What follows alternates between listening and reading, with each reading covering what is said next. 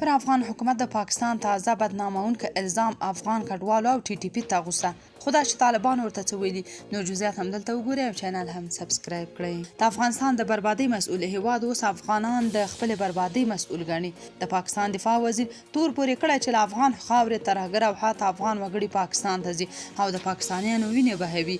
نوموړی وایي موږ د افغانانو لپاره 2 اوږدې جګړې وکړې، خپل امن او اقتصاد مو قربان کړ او نن هم شاوخوا 7 میلیونه افغانان زموږ په خاوره کې ژوند کوي.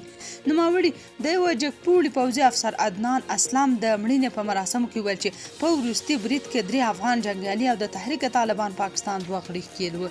دغه پوځي افسر د بنو په وروستي برید کې ټپي شوی و چې وروسته د سختو ټپونو له امله ومړ. خواجه آصف په دغه مراسمو کې زیاته کړه پاکستاني پوځ یو ځل بیا خپل یو زوی د وطن لپاره قربان کړ. په دې برید کې 15 ترهګر ښکېل وو چې 3 افغانان او 2 د تحریک طالبان غړي وو.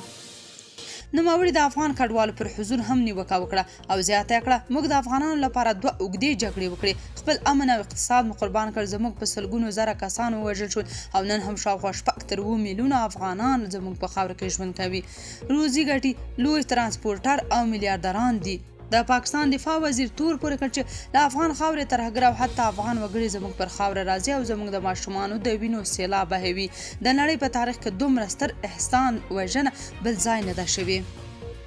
افغان حکومت بیا د پاکستان یاد ادعا رد کړي او وايي ټي ټي پی د پاکستان داخلي مشکل دی او افغانستان پورې هیڅ تړاو نه لري. تاسو په دې اړه څه نظر لرئ؟ کمنټ کې شریک او چینل هم سبسکرایب کړئ.